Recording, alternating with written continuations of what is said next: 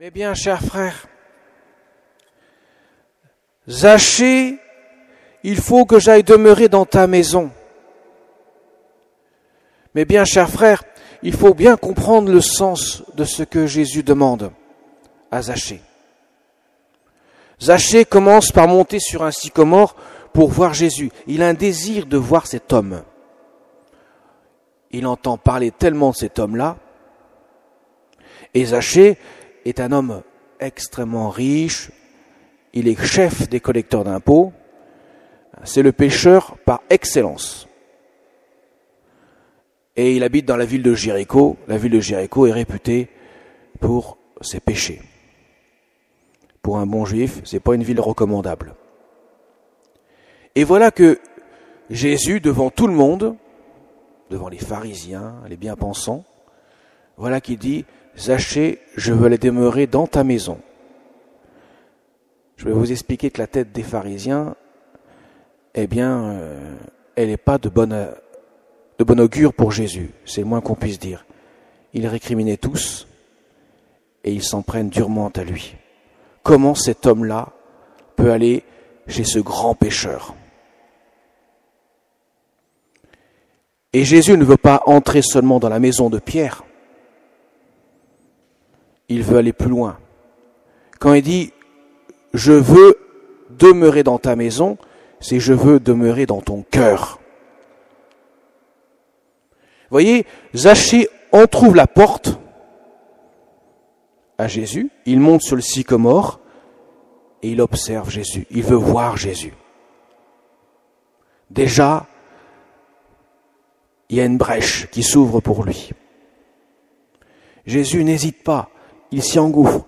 Zachée, descends, je veux demeurer dans ta maison, autrement dit dans ton cœur, je veux l'habiter. Et voilà que Zachée change totalement, prêt à rendre 4 fois plus que ce qu'il a fait. C'est pour dire que lorsque le Seigneur vient habiter un cœur, il fait le grand ménage. Il change le cœur. Mais pour l'habiter, il faut vraiment lui ouvrir le cœur. Parce que lui, il est infiniment délicat. Il respecte chacun au plus profond de lui-même.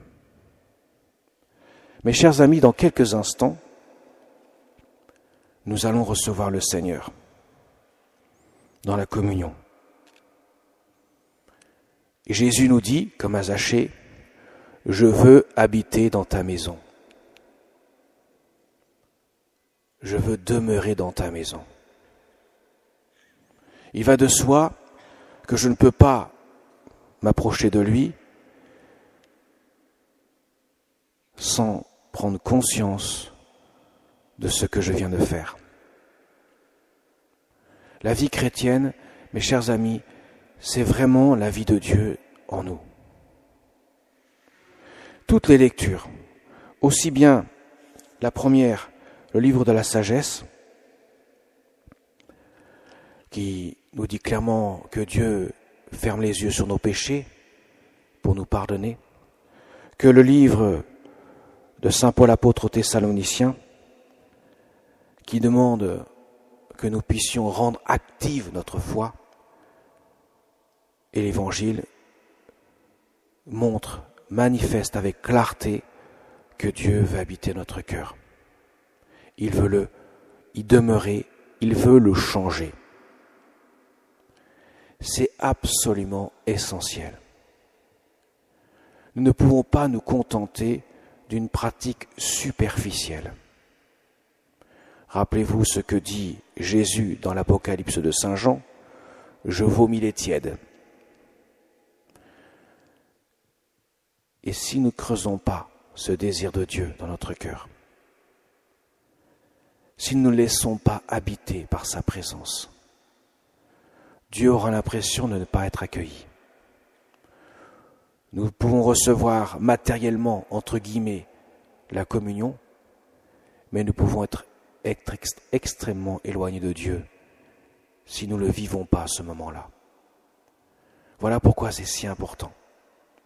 Et à ce moment-là, il ne faut pas regarder le voisin, regarder le chapeau de madame, ou regarder les chaussures de monsieur, ou je ne sais quoi encore. Il faut être concentré, et être présent devant Dieu, devant la face de Dieu. Autrement dit, se rendre présent à sa présence, pour que nous puissions profiter, vivre ce moment si merveilleux de la présence de Dieu. Vous imaginez, mes chers amis, que nous sommes les plus heureux des hommes, parce que nous avons Dieu en nous. Ce que personne ne peut produire, entre guillemets, ce que personne ne peut donner sur terre, Dieu vient à nous et se donne à nous. Lui, l'infini, lui, l'éternel, vient à la rencontre de l'homme pour habiter son cœur et produire les merveilles de grâce. Le temps de la communion que nous allons vivre dans quelques instants doit être pour nous, pour chacun d'entre nous, un temps privilégié de rencontre avec le Seigneur. De se dire, Seigneur, quel bonheur d'être venu ici ce matin pour te laisser me reposer dans mon cœur. Tu m'as dit, comme tu as dit à Zachée à 2000 ans, je veux habiter dans ta maison. Savourons cet instant de paix intérieure que Jésus nous donnera dans quelques instants. Et nous comprendrons beaucoup de choses. Nous comprendrons qu'il y a l'essentiel et l'accessoire, qu'il y a l'absolu et le relatif. Trop souvent dans nos vies, mes chers amis, trop souvent, à commencer par moi, les prêtres, évêques, papes et toute la hiérarchie de l'Église est à mettre au même pied que les fidèles, évidemment. Nous sommes souvent plutôt préoccupés par l'accessoire, le relatif, plus que l'essentiel et l'absolu. Et Jésus nous dit, mon ami, tu es où?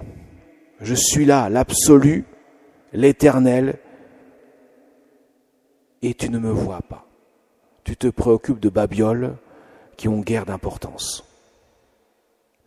Le saint, nous l'avons fêté il y a 2 jours, la sainteté, tous les saints ont vraiment mis Dieu à la première place, pour ne pas dire à l'unique place.